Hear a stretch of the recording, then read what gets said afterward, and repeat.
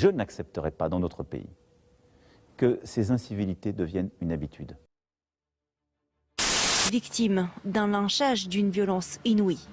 À Nantes, un violeur multirécidiviste qui a donc reconnu le meurtre et le viol d'une lycéenne de 15 ans. Il avait bénéficié d'une remise de peine.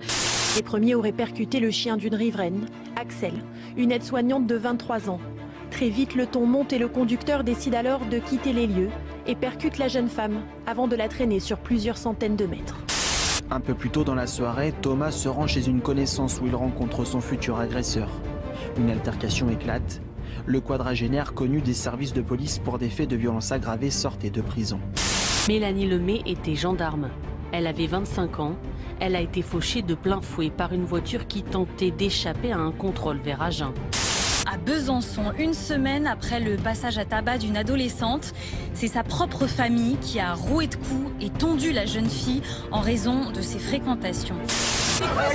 Une masse mouvante se crée derrière l'un des toboggans. Une jeune femme filme, des centaines de jeunes se bousculent au milieu des familles. Philippe Monguillot, le chauffeur de bus décédé après une agression. Il avait demandé à des voyageurs de porter un masque. De mémoire de Palavasien, on n'avait jamais vu ça. Une manifestation en plein cœur de l'été pour dénoncer les incivilités devenues récurrentes depuis quelques années. L'ensauvagement, c'est un mot qui développe, me semble-t-il, madame, le sentiment d'insécurité. Certains sont même des récidivistes, mais il n'y a pas de sauvages en France. On va juste écouter ce qui se passe dans la prison.